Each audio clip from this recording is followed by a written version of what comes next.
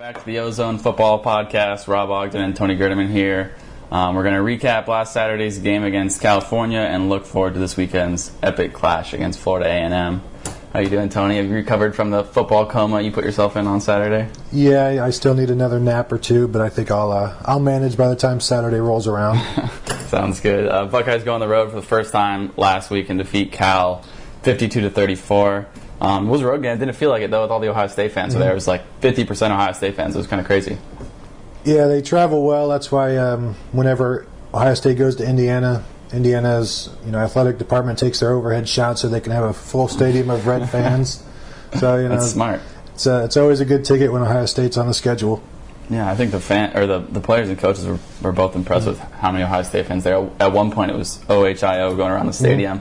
Cal fans were trying to drown them out, but they really couldn't. I mean, the Ohio State fans were louder. It was kind of crazy to sit there and see. Beautiful setting for a football game, by the way. Yeah, I heard. Mountains in the background. It's picturesque. Anyway, we can get to the game. Buckeyes win 52-34, as we said. Big story of the game. They did this without quarterback Braxton Miller. Kenny Guyton gets a first career start, has a career day, 21 for 32 passing, 276 yards, 4 touchdowns. Also adds 97 yards rushing. He basically did what Kenny Guyton does, right? He comes in and no drop off really. Yeah, Tim Hinton talked yesterday that in his 30 years of coaching, this is the first time he's ever gone into a game with a backup quarterback and had no nerves about it. Yeah, and I think that that's how the entire team approached it, including Kenny Guyton. He looks natural out there, and they look natural with him. Yeah, he had 368 total yards of offense, which you added up and said that was 6th best in school history, and that tied Braxton Miller's career output, right? His top output. Yeah, it's pretty funny that way. Yeah, that's crazy to think about that in this one game. Guyton comes in and puts up 368 yards, which was the most Braxton has ever done in his entire career. And he did it basically in 3 quarters. Yeah, exactly. After the game, Myers said it'll be hard to take Guyton out, even when Braxton returns to full health. What role do you see Guyton playing when Miller comes back? Because I don't think anybody really thinks there's a quarterback controversy here. How do they utilize Guyton if they really are going to? One thing that they talked about that Kenny does better is maybe with the option game.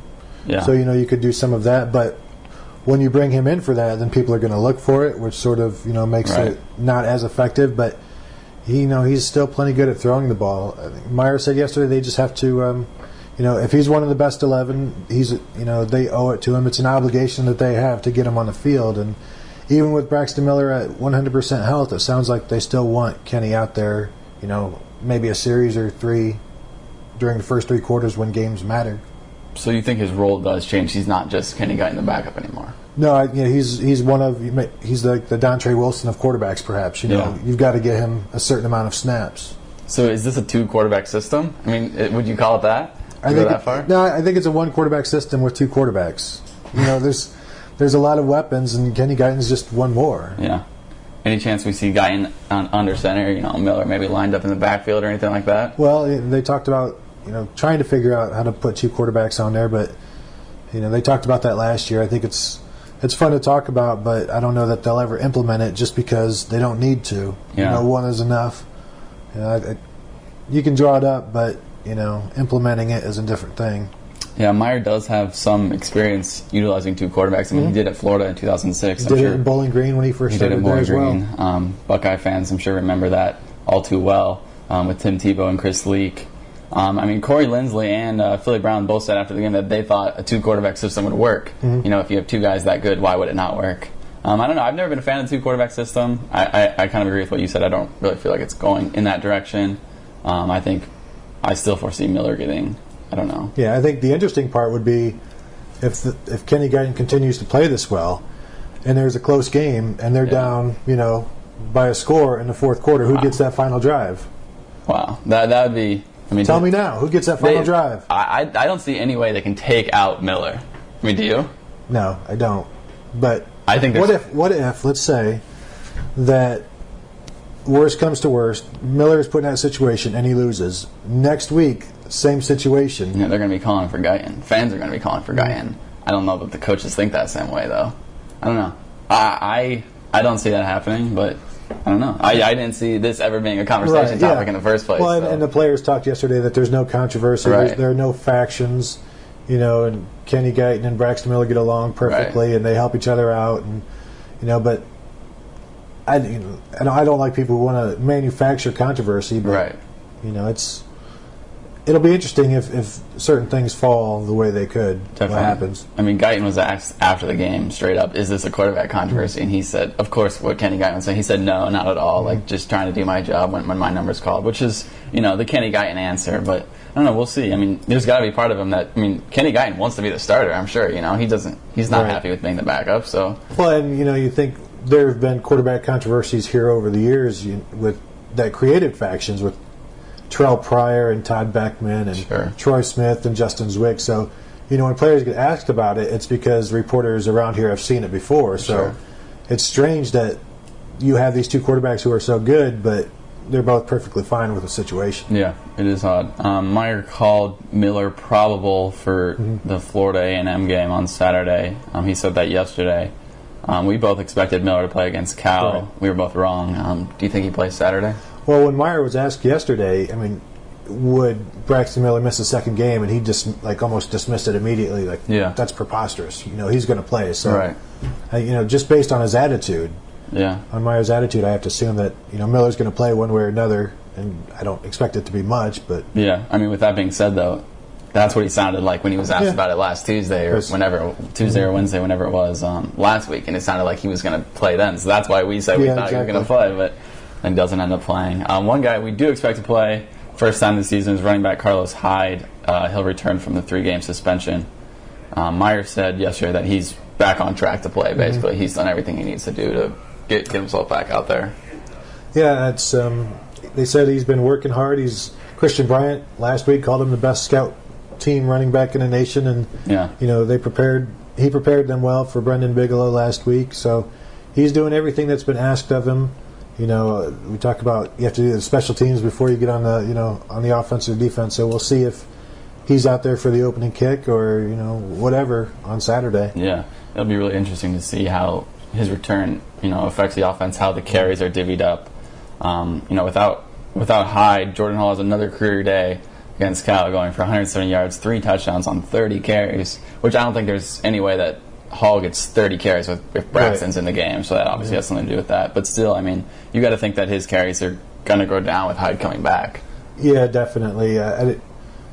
We talked, I think, the first week that we didn't think Hall would have another 22 or 23 carry game.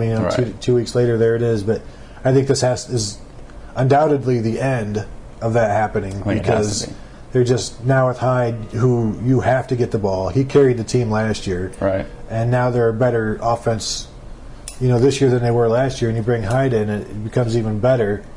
So you can't. How many touches does Hall lose now?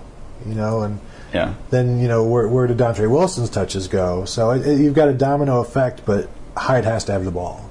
How long does it take Hyde to get his first 100-yard game? I would say this week, but I don't know if he'd play enough just because it's so early. Right. And with the opponent, Yeah, it might not be. Gosh, looking at the schedule, after this you've got Wisconsin, Northwestern, Iowa, Penn State, Purdue. I don't know. Because he comes in and the touches for everybody goes down, and he's not going to have 30 carries, I would think. So I wouldn't think so. I don't know how easy 100 yards are going to come for him right off the bat. What do you think? Yeah, I agree. It'll be tough to tell because, the carries are all going to be distributed between more guys now, more mouths to feed with Hyde back. I don't know. I think does Hyde come back in there and just take over the primary role again like he was, or do they kind of ease him in? I think he'll be eased in this week, but I wouldn't be surprised if he's in there next week against Wisconsin. Sure. I think this week you could have 2 or 3 guys rush for 100 yards. But I just wonder how many of those carries will be Hyde's. I could see Dontre Wilson rushing for 100 on 8 carries. Yeah, I feel like Ezekiel Elliott will get quite a few more carries this week than he has in the past. It only takes those guys, one of them should bust something for 50 yards at least this week. Yeah, we're still waiting on Dontre Wilson to bust one. With Hyde coming back, does that move Hall back to the H? I think eventually, and when Hyde is in there at tailback, they'll probably have Hall at the H. Yeah. And tinker around with him, and that affects Chris Fields. That affects a bunch of other, because they still like Chris Fields. So then you've got a domino effect there as well. So it'll be interesting to watch. They can plug in a ton of players and just maneuver them around however they want, and it makes it almost impossible for a defense. Dontre Wilson pretty involved on Saturday. 64 yards on the ground, 48 through the air. He goes over the century mark in total offense. It seems like he gives them that dynamic piece on outside on the edge there that they lacked last year. Yeah, I mean he would get to the edge and have 10 or 15 yards before the first defender would even approach him. Yeah.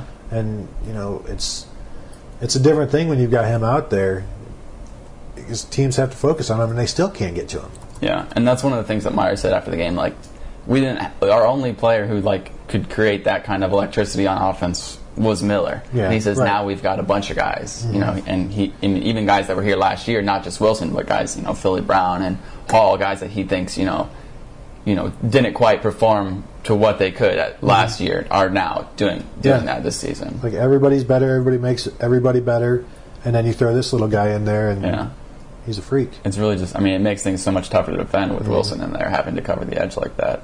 Especially now that defenses are going to have to start watching for triple options and things of that nature. Yeah, now Hyde comes back, and that's just one more thing that they're going to have to prepare for. Yeah, you start worrying about the outside with Hyde in there, and he's just going to rip off 12 yards after 12 yards right up the middle. Yeah. Some of the other guys, Rod Smith played a little bit against Cal. Still no Bryante Dunn. What's the word on him? Is Dunn going to play this year? No, I don't think so. Yeah. Meyer talked about not wanting to waste his season, a year like he did last year. I think it's up to Dunn now whether he's going to be okay with redshirting and then working his way into a lineup next year. It's a lot for a kid to sit for last year to play very little, this year play none, and then next year you're behind all of the players who have played this year. Yeah. So, they do lose, Hall and Hyde, so everybody moves up 2 spots just by that alone, but he's still going to be behind, Warren Ball, Ezekiel Elliott, Dontre Wilson, however he figures in. Yeah. I think it's a lot to ask, but we've seen it before. Kenny Guyton's a great example of just sticking to it, and eventually, if you do what you're asked, your time will come. Yeah, it's a good problem to have, having all these capable backs, but it's got to be hard to feed all the mouths, keep everybody happy. So yeah, I talked to Rod Smith about that a few weeks ago, and he's like, "Yeah, it's tough." Yeah. And right now he's going through it, and it's going to get even worse for him because Carlos Hyde is back. Right. Yeah, we'll see how that plays out. Devin Smith has a pretty good game. Those 2 long touchdowns. The first one, 90 yards, was a school record. I was actually a little surprised that was a school record, 90 yards. You would think in 100 years of playing football, somebody would have had to play 90 yards or longer. But it's been a record for about 70 years. Yeah, 89 yards. Yeah, that's crazy. Philly Brown has a decent game as well. One guy who we expected to see more of, I think, at the beginning of the year because of how much he was talked about was Evan Spencer. He's only got 4 catches on the season, I think, for 28 yards. But Meyer said he was, he loved how he was blocking, and he was, disappointed that they couldn't get him a touchdown. Do you expect we see more of him as the season goes on? Well, he's one of their best run blockers, so when he's in there, they're generally running. Yeah. So I do think they'll try to reward him more for that because, Meyer said, he was upset that they couldn't get more touches for him. So, they'll be looking for him more, just like they were the tight ends, and but we've seen how effective that has been. Like Tim Hinton said yesterday, they have plenty of plans for tight ends, but the defense takes it away from them. So, instead they just go over the top for 90 yards, and they have to settle for that. Yeah, they will settle for that all day. I feel like Smith only had he only had 3 receptions, but he goes for 149 yards, 2 touchdowns. Corey Brown goes for 5 receptions for 35 yards. He had that one nice touchdown grab. I feel like that's kind of like what we're going to see for the rest of the season. Those 2 guys leading in receptions, probably Philly Brown getting a few more, and then Devin Smith being able to stretch the field and rack up the yardage. I think that's what we expected when the season started. Yeah. I know Philly would be the 7 yards a catch is not what anybody expects, nor is that acceptable for anybody. So he needs to get that up, but they also need to look for him maybe downfield a little bit more instead of these always with the quick stuff, because he's having issues getting free and breaking tackles. So maybe get him out in space a little bit more downfield. No swinging gate again this week. You expect we see that again before the end of the year? I think we'll see it again. Maybe out of the blue against a meaningless, See it this weekend? I don't know, is that fair this weekend? Hey, if the spread is 57, they got to cover that somehow. That's true. If you see the swinging gate, then you know somebody has money on the game. Defensive side of the ball, the Buckeyes end up giving up 503 yards, 90 offensive plays. Shazier said they were going to hold him under 100. They do hold him under 100. He wasn't too happy about the way the defense played after the game, though. A lot of missed tackles. And Meyer said that stupid penalties were also an issue, which Shazier had a part in with that late hit out of bounds. But I mean, is that going to continue? That was a problem last year. Is that going to continue to be a problem throughout the whole season? The missed tackles. Well, I think California's offense, that style of offense, leads to missed tackles. Yeah, sure. If you think about your offensive players, when they're going one-on-one with a defender, you always expect them to win. Right. But then when you have your defensive players and they're going one-on-one with an offensive player, now you expect them to win. So missed tackles are going to happen as part of this. That's why teams spread you out. That's why an offense that doesn't have the greatest personnel can run a spread offense and be effective. Sure. So, but the tackling has been an issue for the last few years. It's gotten better. I think they talk about leverage, constantly. They did give up the one big screen, for the touchdown. I don't know that was necessarily leverage, but I'm not so worried about it because they're gang tackling. They're holding people up. Other people are there. I think it's a little bit overblown against this type of offense. And facing, so many plays, you're going to have more missed tackles just because of the math. Sure. I don't think Meyer was too displeased with the way the defense played. I mean, he was a little bit upset about the missed tackles and some of the penalties, but he said, you're crazy if you think you're going to come in here and shut this offense down. Exactly. Because, and Cal does, their offense, they can do some things that definitely, they're going to score some points this year. There's no doubt about that. And their quarterback, Meyer had high praise for him. Freshman quarterback being able to play that well. It's pretty impressive. I mean, did you watch that game? Were you impressed by him? He's Goff? Yeah. Oh yeah. For a freshman to stand in there, especially after he threw a pick, he fumbled that ball, and he didn't really seem to get rattled. He came back out. They were down 28-0 in the first quarter. They didn't have any quit. So that was what I thought was the most impressive thing. Exactly. If you watch that game and you're not impressed by him, or you watch that game and you are impressed by him, then how, can't you give him some of the credit? Sure. As opposed to taking it all away and just putting it on the defense? That kid, if you think about where he is right now, the offense that he's in, if he doesn't ever get injured or lose his job, he's going to be the all-time NCAA leader in total offense in 4 years. Yeah, which is funny to think about because if Cal doesn't improve as a team, no one's going to know who he is except for the fact that he's thrown for a million yards in 4 seasons. Ryan Shazier, a slight scare. He leaves the game for a series because of a sprained right shoulder. He returns on the next defensive series and still records 12 tackles and is named Big Ten Defensive Player of the Week. Which is a ho-hum week for Ryan Shazier again, it seems. Yeah, Big Ten Player of the Week, but wasn't one of the defensive champions as graded by Urban Meyer. Yeah, nor was he Defensive Player of the Week named by Urban Meyer because that went to Joey Bosa, who got the start in place of Adolphus Washington, who didn't end up making the trip. Bosa's named Defensive Player of the Week. He continues to look like an absolute stud in there. Mm-hmm. He looks completely at home. One of the interesting things I thought from the press conference yesterday is Vrabel said they knew he had the physical skills to do what he's doing. It's like the mental game that has set him apart from what they thought he would be. Yeah, like with a lot of freshmen, you could just point and click. You point and shoot him in a direction. But this one, he came in ready for whatever they gave him on the playbook side, and he just keeps progressing. And when you're that advanced that early, you're only going to get better because you have such a capacity to get better. Washington is questionable for this week. He has that groin injury.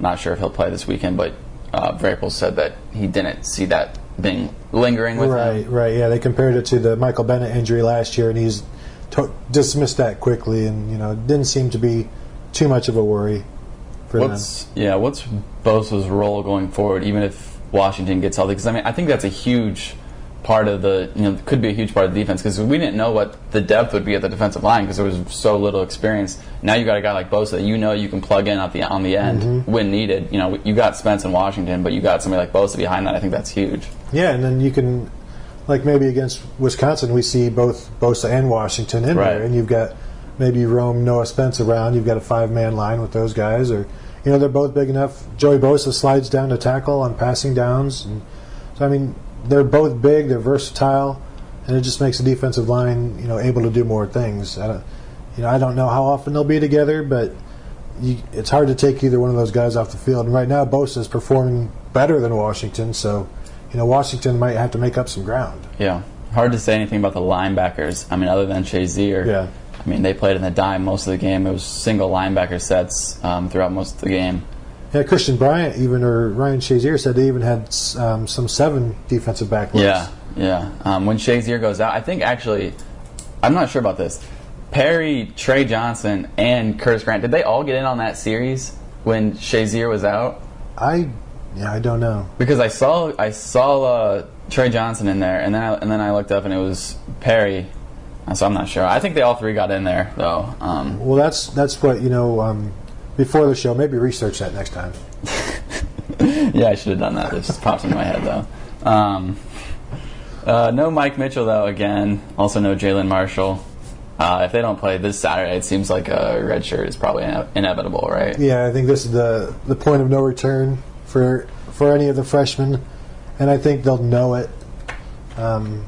Because there's no point. I mean, like we said before, who are they missing right now? Yeah. Are they missing anybody? Who would add something at this point right now? And I don't know that anybody would.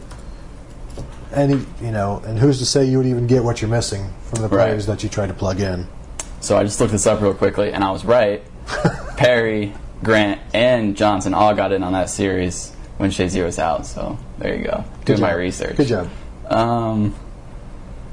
Let's see. This Saturday, as we mentioned, Buckeyes get Florida A&M. Big line on this one. Rattlers coming off a 27-20 loss to Samford on Saturday. They're 1-2 in the season. I don't think Stanford? Samford. Oh. Yeah, Stanford. That'd be impressive. 27-20. That's a decent. No, Samford with an M. SAMFORD. A lot less impressive. I don't think anybody thinks Ohio State's going to lose this game, but I mean, although we did see what happened in Michigan on Saturday. Yeah. But is there any chance that there's, a bit of a letdown with Big Ten play coming up? I think if there's a letdown, it's from everybody asking the players, is there going to be a letdown? Yeah. A letdown through osmosis maybe. Yeah. But there's obviously going to be a letdown when the starters only play 2 quarters, and then you're just looking for, some other things that might work, and you're trying to figure some things out. I don't think it'll speak to the talent of either team if there's a letdown. It's just, do you need 80 points?